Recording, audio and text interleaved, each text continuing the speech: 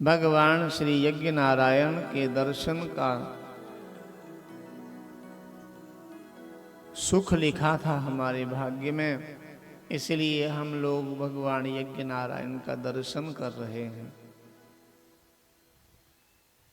ऐसे साधन दर्शनीय होते हैं। दर्शन करने योग्य यदि कुछ है तो यज्ञ नारायण।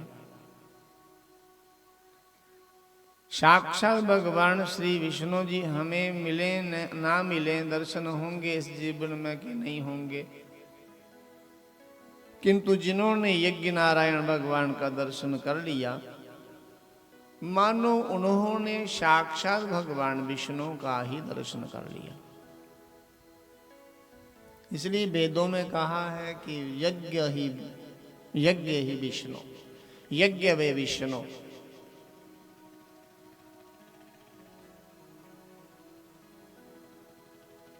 सर्व यज्ञानाम विष्णु, सभी यज्ञों का स्वरूप ही भगवान विष्णु का स्वरूप होता है।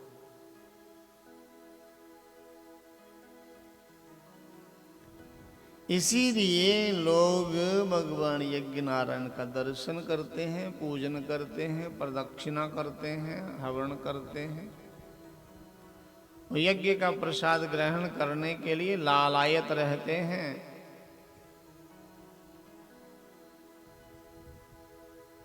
यज्ञ का प्रसाद ग्रहण करने से हमारे कई शारीरिक और मानसिक रोग मिट जाते हैं, समाप्त हो जाते हैं। चाहे दशकों से कोई बीमार क्यों ना हो, कई वर्षों से कोई बीमार क्यों ना हो, यज्ञ भगवान का प्रसाद ग्रहण करने से उसके शारीरिक और मानसिक सभी रोग मिट जाते हैं। तभी तो ऋषि मुनि यज्ञ आदि किया करते थे।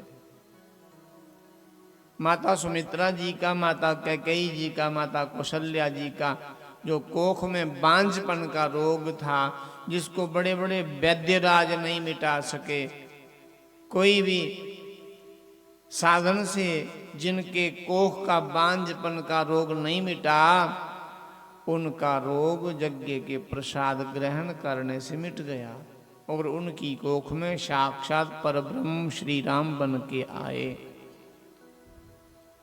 ये है यज्ञ भगवान के प्रसाद की महिमा।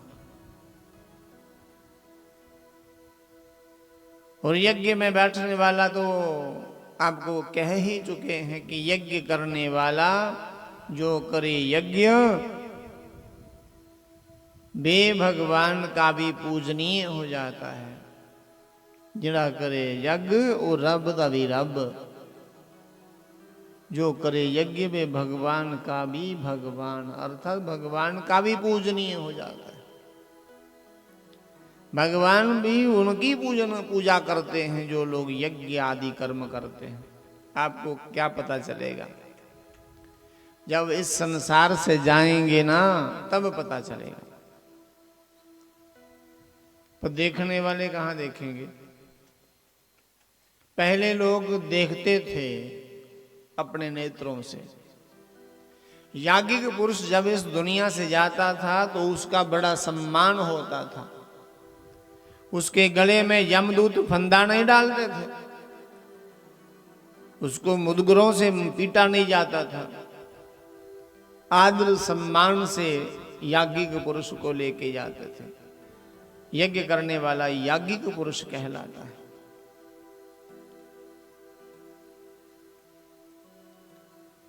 और फिर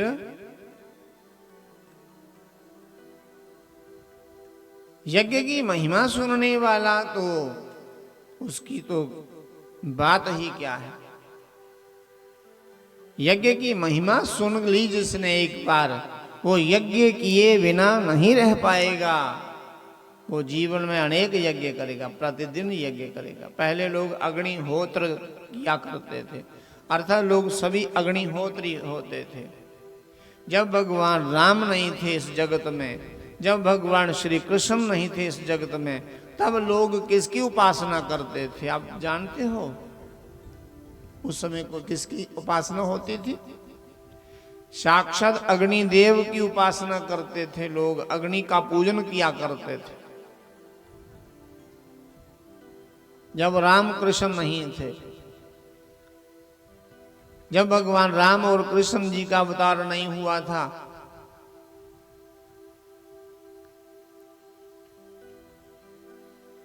तब अग्नि की उपासना करते थे लोग। अर्थात आप कुछ भी त्याग सकते हो, किंतु यज्ञ का कभी त्याग नहीं करना चाहिए। ये संकेत दिया हमें वेदों ने, शास्त्रों ने। आप समस्त संसार का त्याग कर दो, परिवार का त्याग कर दो, अब भोजन का त्याग कर दो, अब फलाहार का त्याग कर दो, आप व्यसन का त्याग कर दो, नशे का त्याग कर दो, आप जो आपको प्रिय वस्तु है उसका आप त्याग कर दो, किंतु यज्ञ का कभी भी त्याग नहीं करना चाहिए।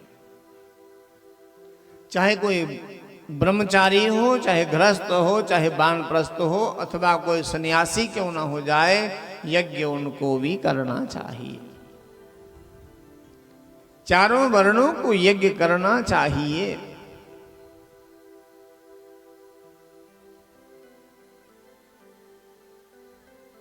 यज्ञ का अर्थ ये नहीं कि आप यज्ञ में आहुतियां ही डालोगे तो अब यज्ञ करता बनोगे। यज्ञ हो रहा है, उसमें आप सहभागी बन जाओ, सहयोग कर दो, आप उसमें समिधा ला के रख दो, आप अन्न का दान कर दो, आप दूध दही का दान कर दो, घी का दान कर दो, आप तिल का दान कर दो, आप जव का दान कर दो, सामग्री का, शक्कर का, घी का, मेवे का, आप उपले कंडे गोटे जो भी आप ला सकते हैं लेके आओ, आप भी यज्ञ पुरुष ही कहलाओगे।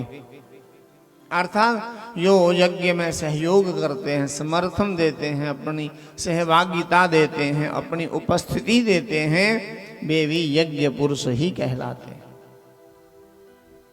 और जो यज्ञ में सहयोग ना दे करके उल्टा यज्ञ में विघ्न उत्पन्न करते हैं, उनको ही राक्षस कहा है। वही मारीच होते हैं, वही सुबाहु होते हैं, वही ताड़का होती है, जो ना स्वयं सुधरी ना अपने पुत्रों को सुधार पाई।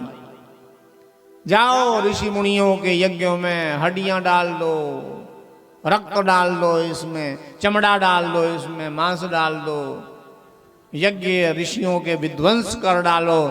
आखिर ऐसे राक्षसों को मारने के लिए स्वयं श्री राम बन करके आते हैं परब्रह्म।